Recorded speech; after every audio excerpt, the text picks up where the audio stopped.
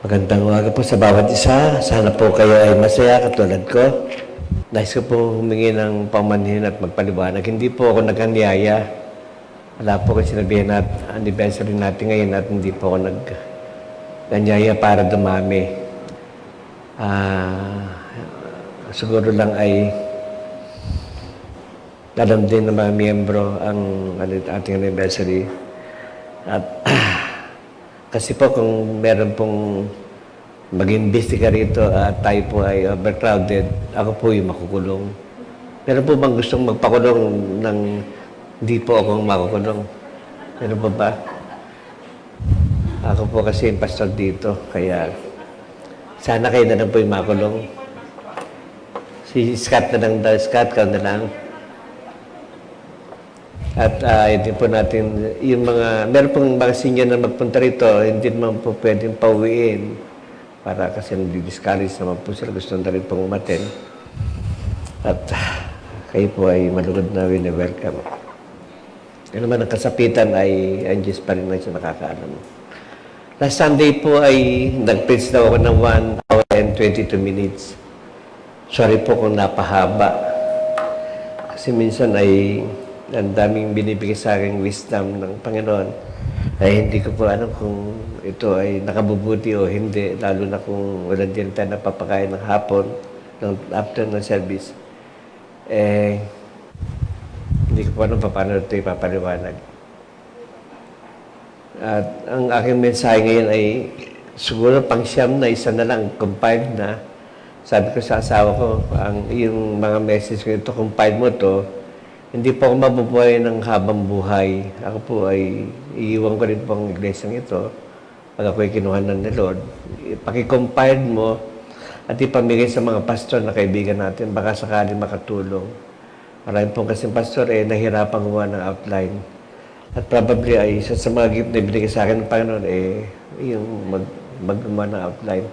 Ito po kasi yung tinuro ko sa Bible School. Siyam na taon po ako nag-tour sa Bible School, homiletis po yung aking pinakalinya. At sapagkat sabi ko sa Panginoon, Panginoon, hindi po ako marunong kumanta. Lalong hindi po ako marunong sumayaw. Pagbubutihan ko na lang po mag-preach. Para man at least yung aking po tinatanggap na compensation sa sulit naman po. Kaya maraming salamat po sa kabutihan ng Panginoon sa maraming mga panahon. 33 years na po tayo. Let us review yung buhay po noon. Kung mabalikan po natin, magmula po noon ay, sabi ka po last Sunday, ay hindi promising ang San Fernando. Wala pong magandang ipapakita para manatili, pero ang Diyos ang siyang gumagawa. Kailangan tiyagain, bungkalin, ipanalangin, sakripisyo, at lahat mga bagay na pwedeng gawin kailangan gawin. Sa ganun ang gawain na hindi po mahinto. Sa panahon na ito, after 3 years, marami na po sa mga kapatid natin ng pinayaman. Napag-provide po tayo ng 5 cum laude, 1 magna. Ang ating po mga kapatid ng mga kabataan dito, karamihan po sa kanila yung mga science na section, mga Dean's Lister. Naalala ko po, ako po yung Dean's Lister kasi palagi po pinapatawag sa Dean's. Gawa ng marami pong trouble. Ang Diyos ay naging napakabuti sa atin, yung mga naghandog tayo ng mga bagong sasakyan, mga bagong bahay, mga batang napakagaganda, napakalulusog at napakatalino. At sabi nga sa Panginoon, ako po magpapasal, Lord, pero sa isang chance lang. Hindi po ako, wala pong plano magpalit ng ibang iglesia. Dito na po ako mamamatay sa iglesyang ito. At kung mayroon pang mabubuhay pa uli ako, kayo po uli yung gusto kong maging member. Nais ko pong pasalamatan lahat sa mga leaders na sa likod ko ay nagtutulak para magpatuloy. Mga inspirasyon na magkaroon ng dahilan para magpatuloy sa gawain. There was a time na ang gawain kasi ay parang nag-up and down, parang tubibo na kumisan mataas na maraming panahon na mababa. To the point na minsan ay talagang up to hand-to-mouth lang yung income sapagkat talagang wala Hindi mo pwedeng pigayin sapagkat wala naman ibibigay.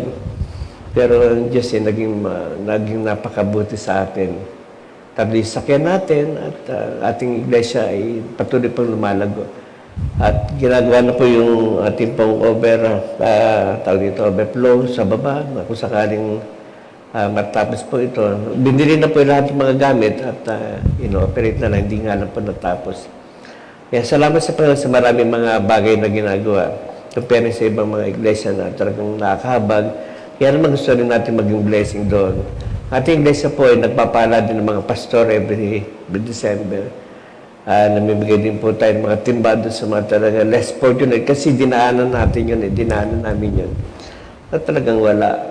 Yung mga panahon na yun nangungutang din kami pero nagbayad po kami. Sa lahat po ng pastor, ayaw ko po yung may utang Hindi po ako sanay na mangutang. Ako po yung nagpapautang pero marami po hindi nagbayad. At ako po ay hindi makatulog pag ako may utang. Sapagkat ng mga panahon ng 3 college po yung aming anak na nagdodono at alam niyo na po yung buhay nun. At salamat sa pagkatapos na po sila at nakapagtrabaho. Ngayon ay wala ng mga trabaho. Dalawa ng aking apo at patuloy po sa Panginoon. I am 64. 64 years na po ako. 33 years na dito sa Pampanga. Ang Diyos ay naging napakabuti nung kalagitnang ako po kasakit noon. Yung panahon na napagawa natin yung second floor. Very ironic.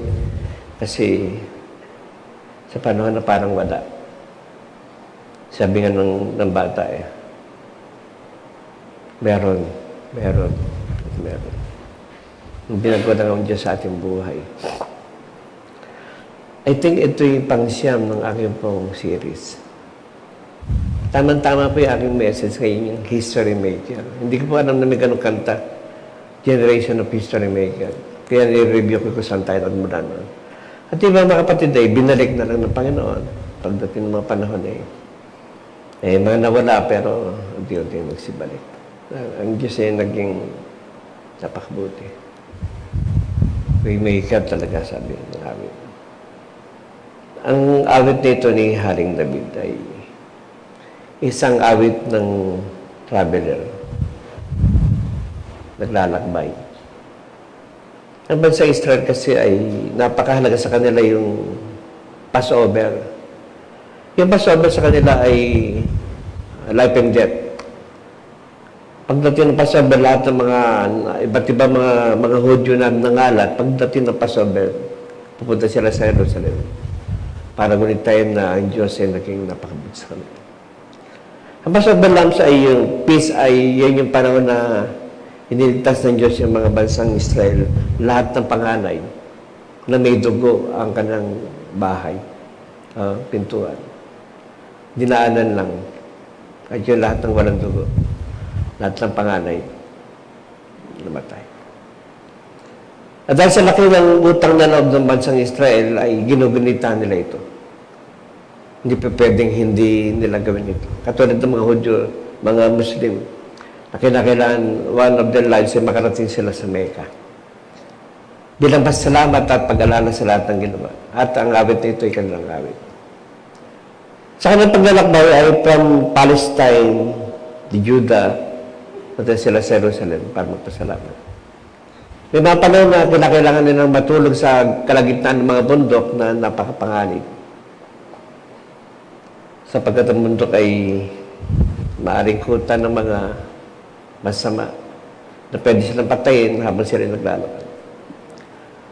Kaya naman si Haring David ay gumawa ng isang awit ng confidence para sa lahat ng kanyang mga nasakupan na sila ay maglalakbay at sa mumula ng tulong.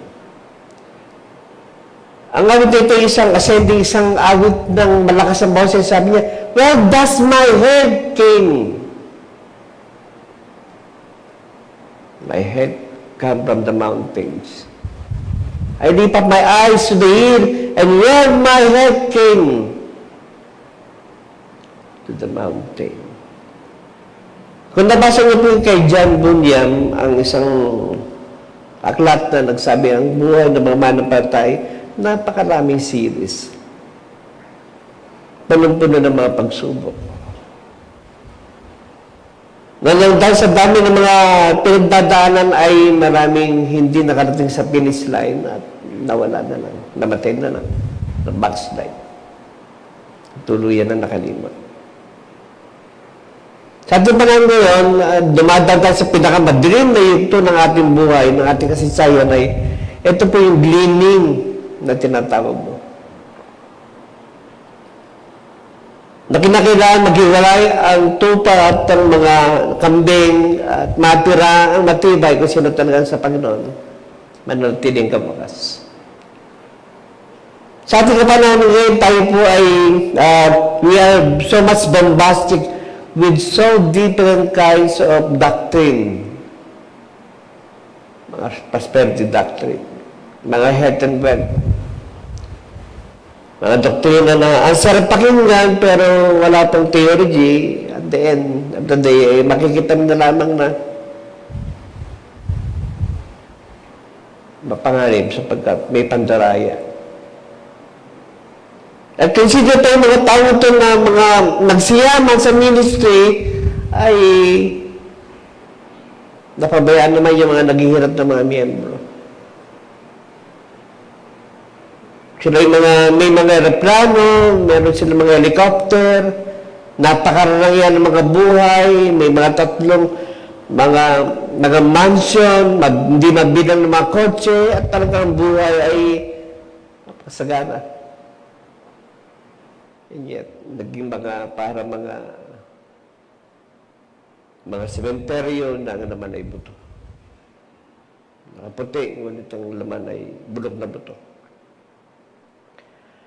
At sapagkat ang ating Diyos ay, sabi nga kanina si Tita, tapos na yung tulong ng gobyerno, wala na ayuda. Tayo po'y nagpapatuloy sapagkat may mga mabubuting kalooban na hindi mapakaling, hindi tumulong, baka kasi nagugutom na tayo. Least kahit bigas pwede nang betawid. Sapagkat we are concerned with our needs. Lalo na marami sa ating mga kapatid talagang hand to mouth. Tayo natin maranasan na para tayo namamalimos na parang sayang mga kinakanta natin at napapakinggan na parang hindi naman totoo. And to start with, significant moment ng buhay ng mga mananampalataya. Ito yung sinabi ni John Bunyan. Nung tayo po ay zero tayo ating pong kaisipan ay wala naman talagang laman sa Biblia. Hindi natin anak kano tayo ng Bible. Narinig natin yung Bible, nakalintay na pastor, pero in reality, wala tayong alam. Sapagkat nagising tayo sa isang paninambahan na mga bato ang sinasamba. Yung ating mind, yung ating puso ay sabihin natin mga virgin na wala pang stain sa kabutihan ng Panginoon at parang lahat ay sugal. At salamat sa yung mga panahon na yun present tayo ng Panginoon at nakatagod tayo at na dito na tayo at sa isang napakaganda mga panahon ng ating buhay na kahit na ipinagdadaanan, at least we are safe. Tinawag ko ito number 1, the searching moment. Di ba kapag ganito tayo ng Word of God, parang naantig natin mga kalaban na-challenge tayo, na parang gusto mo pa, nagkaroon ko ng napakalalim na pangangailangan, that you want more of it. At dahil doon, nagpatuloy ka. May panahon na parang nagsasawa ka na, pero hindi ka nakatanggi sapagkat ang Diyos ang siyang gumagawa ng paraan, waymaker. Sabi na namin. At pagkatapos mga discovery ito, nakita mo na parang totoo, parang may kagugan, merong significant yung mga narinig mo. Kahit na hindi mo kasi na napapaliwanag, and yet, tumituro sapagkat para tayo mga lupa na tanan na nalagyan na diligan, and then, kung sa itong malaki nung nag-grow. And then we came up to the deciding moment. Dito na ako, sabi mo. Okay na dito. Nabigyan ka ng Bible, binabasa mo, tapos nakakapakinig ka ng mga patuto, radyo, etc. At nakikitsara sa'yo sa maraming mga pangalan ng mga celebrity na nababon na din. that really touch our consciousness na parang gusto mo pang makapakinig. At maramdaman mo rin yung mga naramdaman ng iba. Hindi sa'yo manin na gusto mo lang i-share. So we decided. Nagsawa ka na doon sa napakaraming mga problema na hindi mo kaya lutusin. Kaya sabi ng Panginoon, come unto me, all you are heavy laden, and I will give you rest. Take my yoke upon me and learn, for I am meek and lowly, and I will give you rest. Yung rest ng pinaka-mahalaga. Pagod ka na, tapos bibigyan ka ng kapahingan, bibigyan ka ng parang refreshing moment in your life. Ang sarap. Nare-refresh ka. After that deciding moment, ay dumating yung tinatawag na humbling moment. Dumating mga pagsubok, parang akala ko ba okay si Lord? Diba dumating yung mga panahon na parang na-broken hearted ka, tanggal ka sa trabaho, mapagalitan ka, nilibak ka, napagsabihan ka. Hindi mo alam na yun ay isang paraan na parang hinahambol ka niya para mapunta ka doon sa kanyang wangis. Sinisip ka doon sa kanyang wangis. Dumating yung mga panahon na nagreklamo ka, ba't ako Lord? Ang dami-dami mga tao, bakit sa akin nangyari ito? Hindi mo alam na ang Diyos ay gumagawa doon sa madilim na bahagi ng yugto ng iyong buhay. He is working at night shift. During the moment that you are sleepy, the moment that your consciousness has been gone, there come Jesus Christ working in your heart. He's pondering you and shaping you up. Ito yung complex ng buhay. The next topic is that tinatawag na refining moment. Nire-refine ka na ng Panginoon. Kasi may plano na. Kasi gusto mo na talaga maglingkod. Nakatawid ka na sa mga suyugto, mga pagsubok ng buhay, katulad ni Job. Hindi naintindihan na ni Job na, Panginoon, bakit ganito? Because it was in his refining moment. Ito po yung breakthrough ng buhay ng mga mananampalataya. Sa mga kabataan, ito yung mabahagi na sabi mo, Lord, pwede na akong mamatay kasi naglilingkod ako sa iyo. Ito yung mga panahon na kahit na nabigo ka, hindi yan ang kalooban ng Panginoon, may bibigay pa sa akin mas maganda, mas maayos. Ito yung mga panahon na ang tigas na ng pananampalataya mo na kahit na banggay na hindi na siya mabibigay sapagkat solid na. Marami ka na natutunan, marami ka na napakinggan, marami ka na alam. Na-refine na. Yung puso mo talagang lumambot na, nag-melt na, at na-inlove ka na kay Lord. Ito yung mga panahon na yung kanta mo, kumakanta ka na hindi mo alam, gospel song na pa rin kinakanta mo. At there was time na kapag nakapakinig ka ng mga Kristiyano namin, mga patotoo, you cry. Ano yun po? Ako po yung napakababa ng luha ko Sa Itbulaga lang, kayang-kaya akong paiyakin. Ewan ko kayo kung kaya niyo po yun. Ganun. Pagka Kristiyano po yung nakasalang doon at napapatotoo ang Panginoon, iyak ko. Tinatago ko po yung luha ko sa asawa ko kasi baka sabihin iyakin. Kasi yung Holy Spirit, pinapando. Ibig sabihin, yung tao ito, kapatid ko sa Panginoon. Ano man yung kanyang mga pinagdaanan, parang pinagdaanan ko rin, nasaktan siya, parang nasasaktan din ako. Kasi kapatid ko siya sa Panginoon. Nag-mature na. After refining moment is the defining moment. Pag yung sinabing defining moment, nag-mature na siya. Marami ng bundok ang tinawid. At yung pagiging Kristiyano mo, hindi na siya nagmamula. Sabi ng kapitbahay mo yan, Kristiyano yan. Pag linggo, hindi mo pwedeng gumiday yan kasi sasambayan eh. Magpe-praise the Lord yan kay Lord eh. Matibay na. Sa kanila nagmula, hindi na sa'yo. Sila na yung mga nagpapatotoo na yan. Meron ka ng pinaninindigan, hindi ka na nag-wave na dumating yung mga bagyuman ng buhay mo, yung eyes mo, kay Lord lang. Yes, maraming bundok. Kapag dumating yung panganib sa buhay ni Haring David, nakatingin siya sa taas. Lord, help. Sa iyo lang nagmumula ang tulong.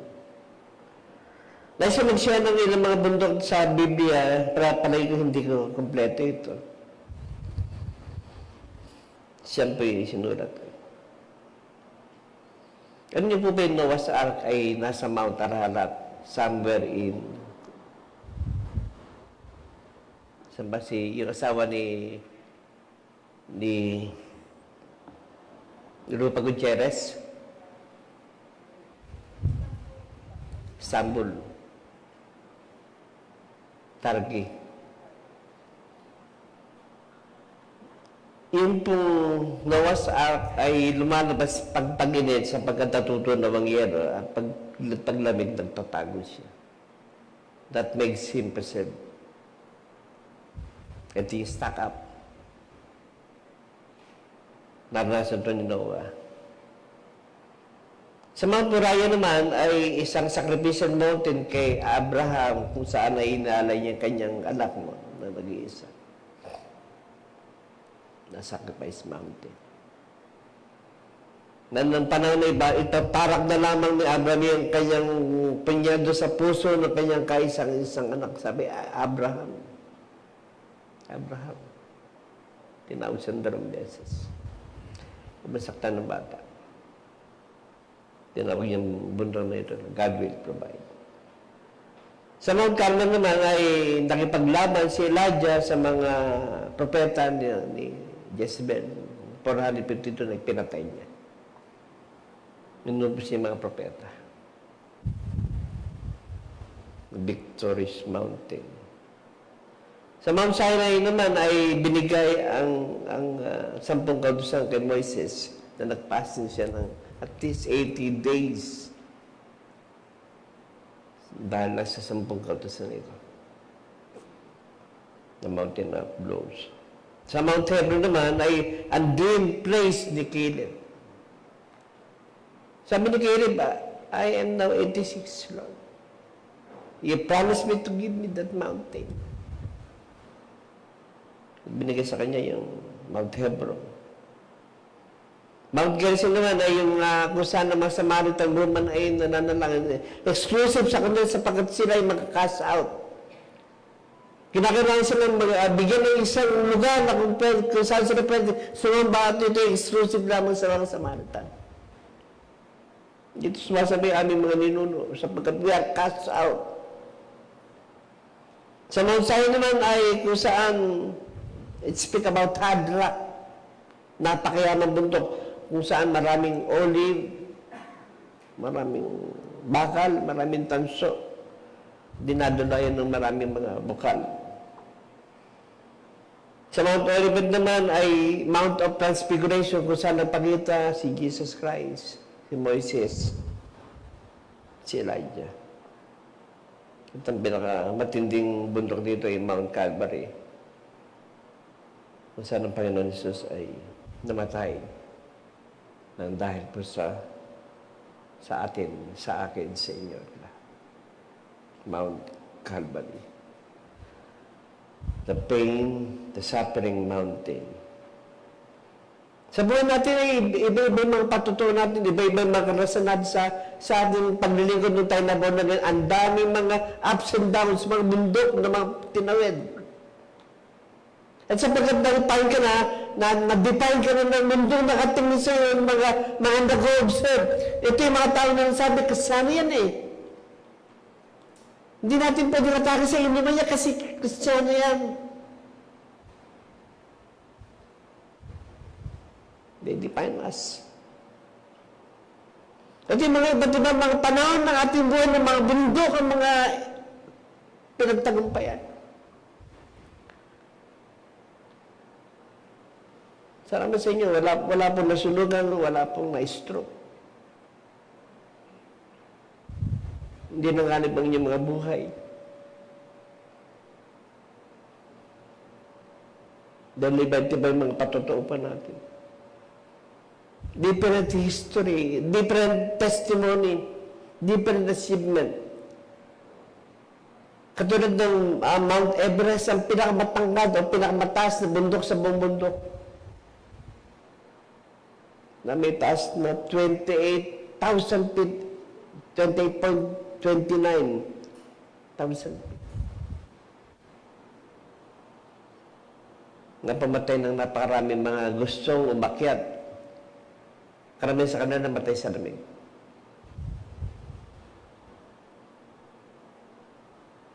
Isang hari na at the age of 8, sapagkat minana niya yung kaharian, ang pangalan to ay si King Josiah. Si King Josiah ay isang batang-bata na kinausap ng Diyos para baguhin yung pamamalakad ng bansang Huda. At ang unang-unang ginawa nito si King Josiah ay lahat ng mga may mga pananambahan sa bundok, binasak niya. He smashed down. Pinalakol niya. Binasag yung mga libulto. At naging tanyag at natapos ang kanyang paghahari ng one of the greatest faithful servant ng bansang Huda. Sa matsudat ng mga bundok. What about the significant impact ng buhay ng mga mananampalataya? Binanggit din yung salitang helper. Number 1, point na nais kong share sa inyo, the perfect helper. Kung nakatulong man ng ating iglesia sa mga kapatid natin, hindi po sa amin ang credit. Ang credit po ay kay Lord.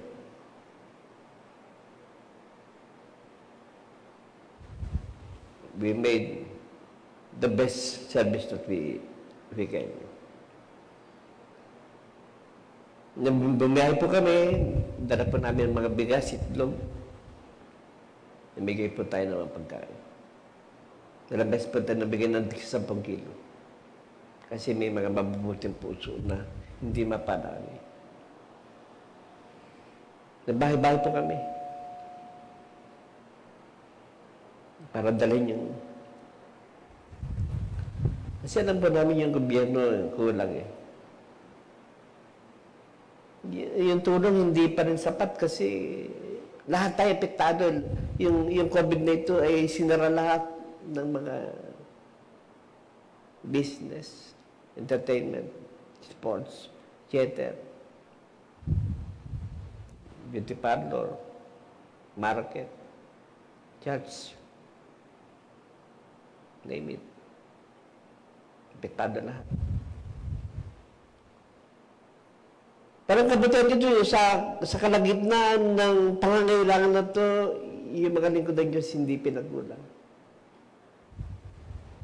Pero po sa inyo sa panahon ng magmula ng buwan na ba ang COVID, hindi nagkapunan, natulog ng gutom. Pero po ba, bibigyan natin ng extra bigas. Sige po. Nagtatanong ka, Panginoon, nagugutom ako, yung mga anak ko ng pagkain. Natutulog na lang kami, inom na lang kami ng tubig at kape. Kung wala. Waymaker talaga siya. Miracle wonder, sabi ng Bible. Very ironic pa kasi kung kailan COVID, dumag sa mga blessings sa amin kasi ang dami mga nagmamahal. Akala nila, buhay namin talaga hirap na may mga galing sa American tulong. Hindi nila alam. Yung panahon ng COVID na ito, napakasagan ng buhay ng pastor. Ang dami mga tulong din lang po sa akin, sa amin po sa class. Lahat po kami nakinabang sa napakaraming bigas. Sobrang dami, binabahagi na nga namin eh. Kasi doon mo makikita yung gano'n ng Panginoon. Kung kailan napakalaki ng pangailangan, napakalaki din man ng bigay ng mga ayuda. So Samantalang mundo ay nangangailangan at naghihintay ng mga ayuda, pero ang Diyos hindi pinagkulang yung kanyang mga anak sa mga tanam niya. Masarap matulog na gabi na busog ka.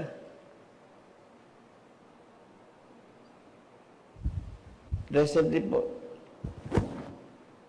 yung aking asawa ay 3 beses na binangungot.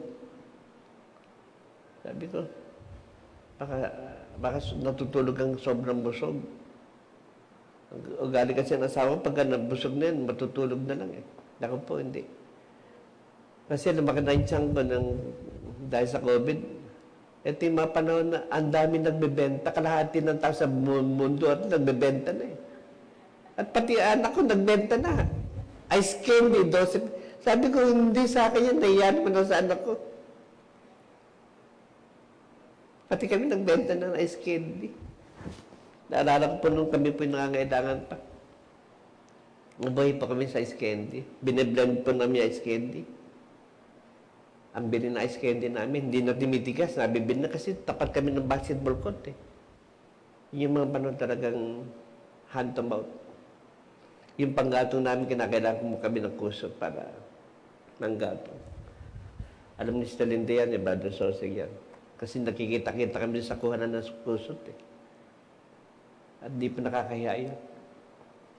Hindi nakakaya maging mahirap. Nakakaya po yung magnakaw ka dahil sa ikaw yung mahirap. Hindi makasalanan kung ikaw yung naging mahirap.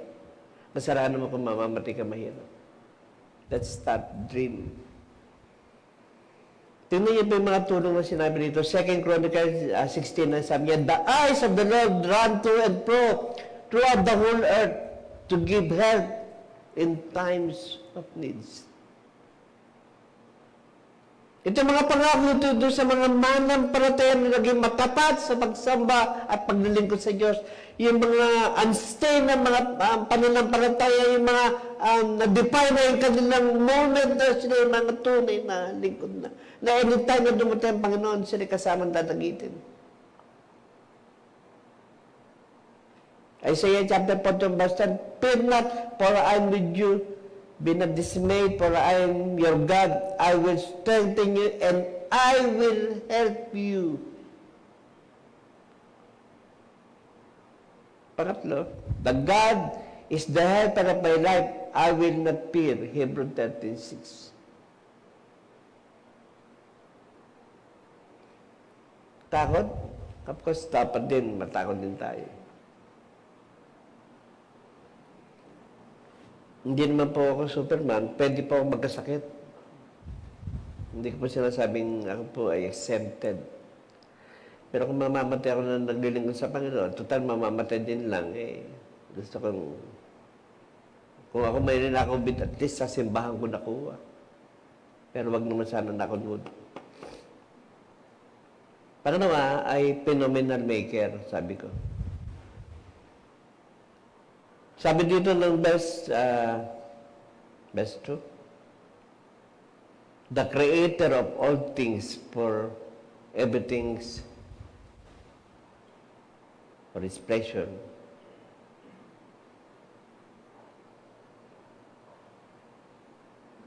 For his honor and for his creator. Where does my help came? My help came from above, the maker of the heaven and earth. Kung yung heaven and earth ay ginawa ng Panginoon, na-sustain niya, na-control niya, at na-manage niya. Na-sustain, na-control, at na-manage. Itong earth na ito ay umiikot ng 1,000 miles per hour sa kanya axis. Tapos yan naman ay umiikot ng 360 days sa araw ng isang taon. 1,000, yung 1,000 miles per hour, eh napakabilis nun. Pero tignan nyo, hindi kayo nahihilo. Kasi control niya lahat eh. Tapos yung mga distance na mga planet na nandito sa universe, eh hindi nakakabanggaan. Kasi manage niya eh. At yung araw, yung line ng araw, kung di ko nakakamali, 92 million miles from the Earth at 86,000 miles naman ng Moon.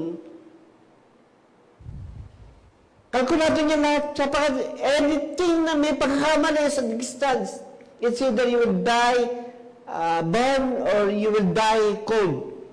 It's either way. Pag lumapit, masusunod ka. Lumayo naman, maninigas ka sa lamig. Yung sabi ng Psalms 19 verse 1, the heavens declare the glory of God, and the firmament show His handiwork. He sustained, He controlled, and He managed. So yung kalawakan na ito, aram ng Diyos yung distansya, and even the number of our hair has been known by God. How much more your needs?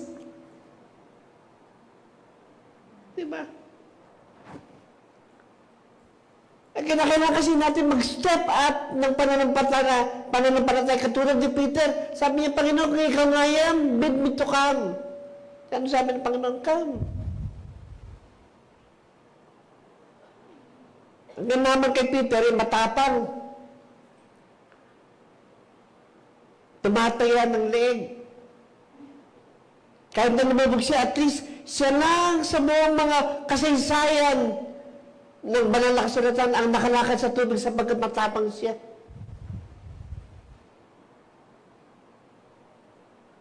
Because God sustain, control, and manage. Pangatlo, personal protector. Verses 3, 6, and 7.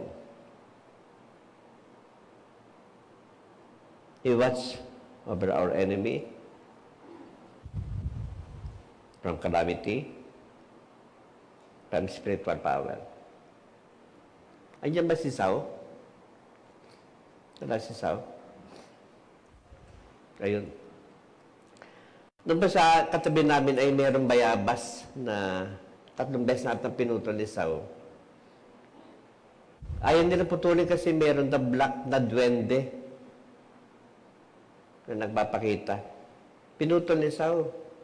Pinubos siya kasi yung mga daan po nun, pupunta doon sa aming bubong kasi nag-overhead na eh. Pinutol. Tapos may natirang konti. Yung kanyang manugang ay naglaba, tapos ibinuhos yung tubig doon sa bayabas. May natira pa siguro ganito kababa. Pagkatapos ay ibuhos, kinagabihan, nagsasabi-sabi na. Natatakot na. Kapon lang po ako kinausap ng kaming kapitbahay, sabi niya, may itim na duwende nagpakita. Sabi ko, bakit yung pumuto dyan? Hindi ganun pa rin. Hindi naman na kasi ganun kami naniniwala. Dinalan na sa albularyo at nagbayad sila. Sabi ko, kumusta na siya ngayon? Okay na. Natawas na. Kaya tingnan niyo siya sa pagyan, nag-ahit na ng kilay, matakot na kayo. Pero tingnan niyo ang kabutihan ng Panginoon, hindi tayo tinatagdan. Si Saul, ito pa, nagtatabaho pa. Yung kapitbahay namin na nagbusin ng tubig, kung ano naman sinasabi, natatakot na. Sabi niya, naniniwala ba kasi sabi ko, hindi po sorry po, hindi kami naniniwala doon. Ano niyo po yun, manang yun si Chats. Linggo-linggo, nakaputi yun at naglilingkod sa Katoliko. Personal protector. Calamity, andyan yan. Siyempre, gawin natin yung ating bahagi. Pero yung mas ako gusto ko din magmas kasi gusto ko na po magsalita ng malinaw para pakinabangan ng lahat yung aking sasabihin.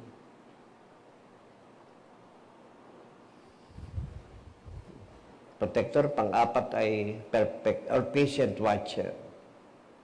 It was mentioned 5 times yung salitang watcher. The patient watcher.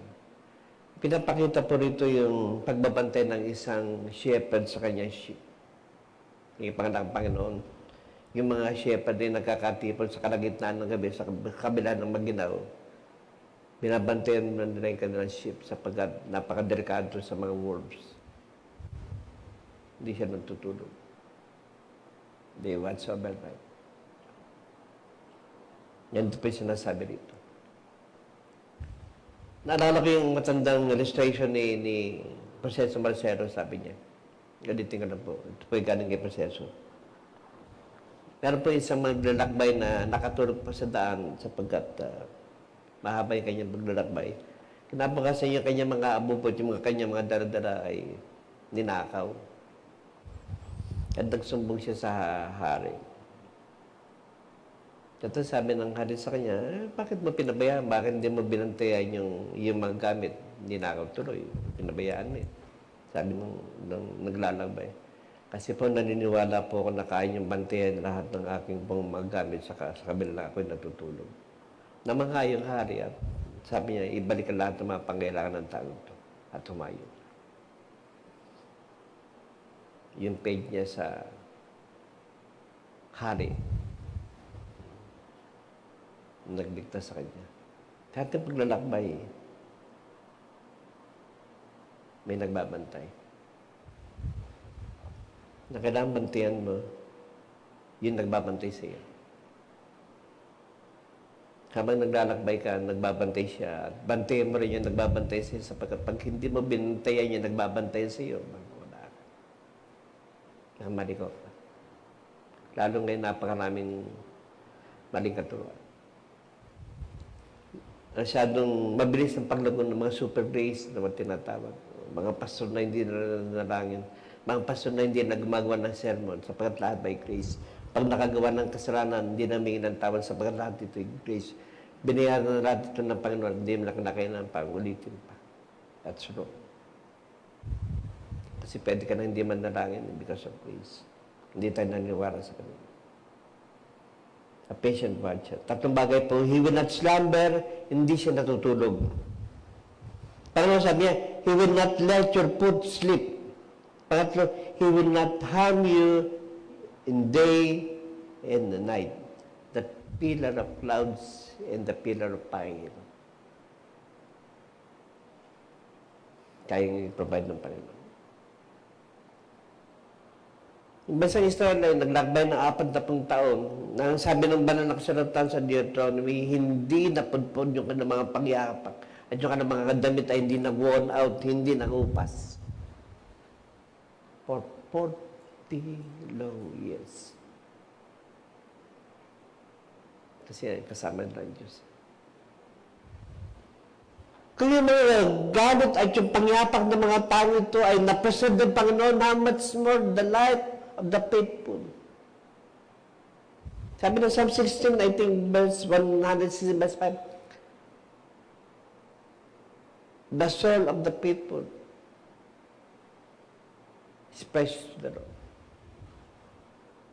Pagka ikaw namatay sa iyong tapat, napakahalaga sa Diyos ng iyong kaluluwa. Kasi nag-iiba ng likas. And lastly, perpetual keeper. Sabi doon sa verse 8 ata, He will keep us forevermore. The word forevermore, until the end of time. Hanggang sa dulo at hanggang nabubuhay ka, I will keep you.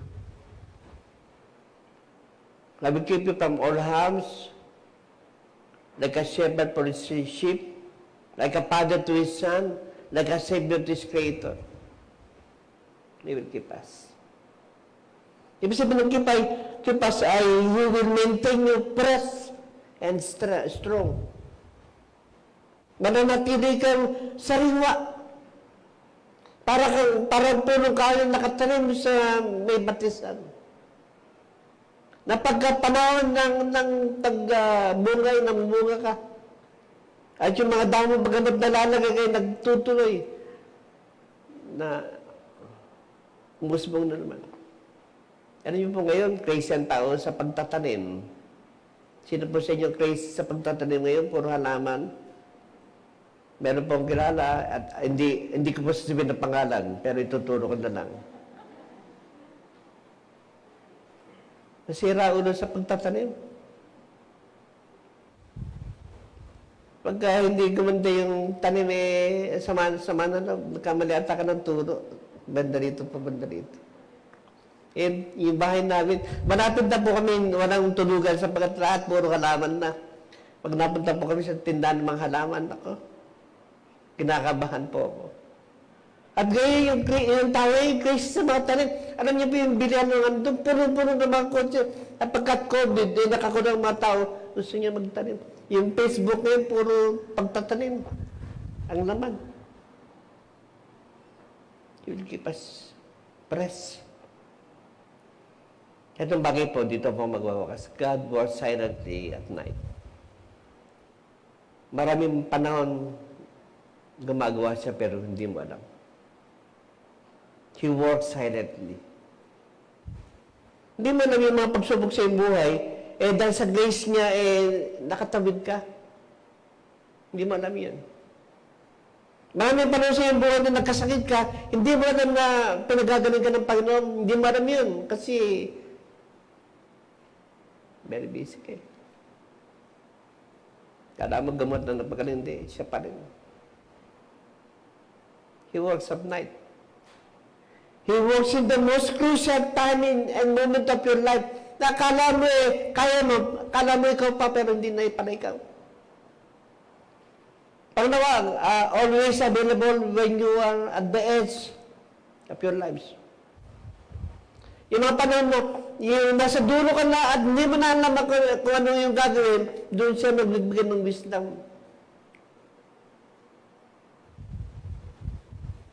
Ito pa rin dapat gawin. Pag may problema, huwag kang hingin ng advice sa hindi man ng panataya. Ito po yung gamit ng iglesia . Una sa Panginoon, pangalawa, yung mga leader. Text lang. Baka may tulong. Pangatlo, He requires faithfulness in our faith. Confidence that everything manageable, lahat ay controlled at lahat ay sustainable because of His power. And at the end of the day, you would say, and we know that all things work together for good to them that love God, who are called according to His purpose. Kasi may layunin . Kaya pala, pinangansin, apihin ka, pala minaliit ka, kasi may layunin . Kasi hinahumble ka . Ang hirap i-humble ng katulad ni Jacob. Ang hirap i-humble ang katulad ni Jonah. Ang hirap i-humble katulad ni Peter. Katulad ni Paul. Pero na-humble na itong mga tao ito, ginamit sila ng Panginoon. At nagsabi niya dito, for to me, to live is Christ, and to die is gain. Just 33 years pa lang. Kasama-sama pa tayo. Walang pantao. Habang nagtitiwala kami kayo sa akin, sa amin, mananatili po akong tapat. Promise ko po, hindi po ako masisira sa pera. Sapagkat maraming pastor na sira sa pera. Pananatili ko yung aking integridad. Pag sinabi ko, gagawin ko. At pag ginawa na ako ng Panginoon, sabi niyo, yung pastor namin, napakaingat yan gumawa ng sermon. At least pinag-aral mabuti. Para pag-ating ko, meron ako something matatanggap na magandang bagay. Pinuntahan namin yung pinanggalingan ko. Nagsalita yung pastor, walang narinig, walang napakinggan. Kasi hindi nag-aral. Sabi ng Bible, study to show thyself approved unto man, a workman need not to be ashamed, rightly dividing the word of truth. Sabi ko nga po, hindi po ako mabubuhay ng mahabang panahon. Ang panahon na wala na ako, sabi ko sa asawa ko, i-combine mo yung aking mga sermon. Ayaw pong magmayabang, ayaw pong magmataas. To God be the glory. Ito nang pwedeng i-humble, pwedeng itulong sa mga pastor na nahihirapan. Kasi dumaan din po ako doon. Yung mga panahon na hirap ako gumawa ng sermon, kinakailangan kong mag-aral mabuti. Iba naman nire-revise yung sermon ko. Para lang parang iba, pero yun din. Pero tiruan ako ng Panginoon. Babad lang. Pag binabad ka, puputi ka. Walang binabad na bitim. Lahat ng mga binabad, na-define yung kanilang moment. Samahan niyo ito. Nais kong tawagin yung mga musician ulit bago tayo magwakas. Gawin po natin, bawit tayo ng ilang awit. Pinasasalamatan po natin ating music ministry. They really give their best sa ating Panginoon. Pinasasalamatan natin ng lahat ng mga faithful tither. Itong iglesia ito, isa sa pwede ko sabihin, ang gift po natin dito, napaka-generous ng church na ito, sapagkat yung mga leader po natin, mga talagang tunay na mga tither, na pwede naman hindi gawin, pero ginawa nila. They choose to give the tithes to the point na nasasaktan sila para na makatulong. Yung mga workers po natin na talaga nagtsatsaga para makatulong, makabahagi, magkaroon ng legacy, magkaroon ng parts. At higit sa lahat ng glory ay sa Panginoon. Wala pong iba. Nasasalamatan po natin mga kapatid natin sa abroad na hindi po napagod sa pag-ika po, tumutulong. Sasalamatan po natin lahat ng mga nagtatapat ng kahit maliliit na mga bahagi ng kanilang pong ministry. Ginampanan nila at ginawa po nila. Sasalamatan natin lahat ng mga nagbigay, tumulong, nagabag. At least meron po na ambag sa gawain po natin. For the past 33 years, utang ko po sa inyo lahat ng tagumpay ng gawain nito. Hindi man tayo maraming sabihin pero maraming tayo sa pananampalataya. Umawit tayo sa Panginoon. Yung isang awit na inawit kanina, let us sing once more.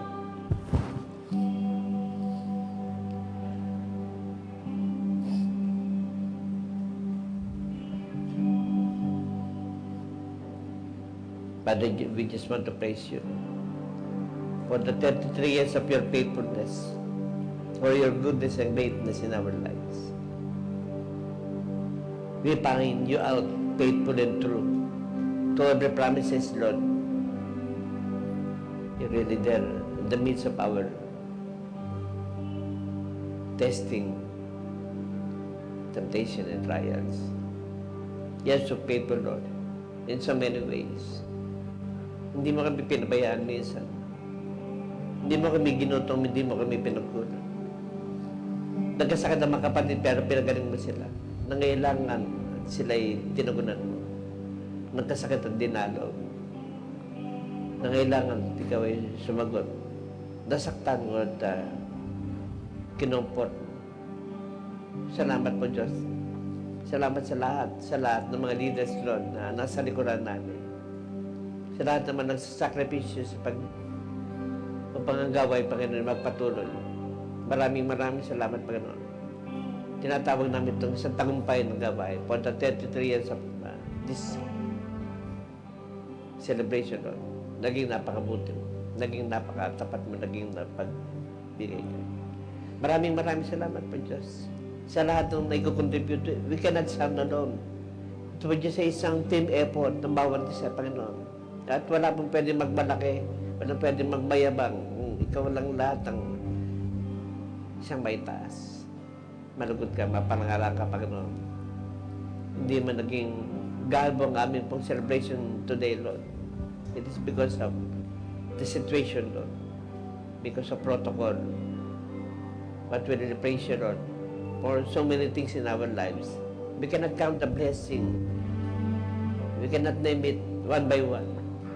So we know, Lord, that you sustain us, you manage us, and you control us. So many ways, Lord, you are there. Sa aming mga pinagdaan ng Panginoon, tinawid mo kami. At pagkatapos ng COVID nito, Panginoon, sama-sama kami. Maging ang mga elderly namin at yung mga youth namin, Panginoon, ay magsama-sama magpupulit sa iyo.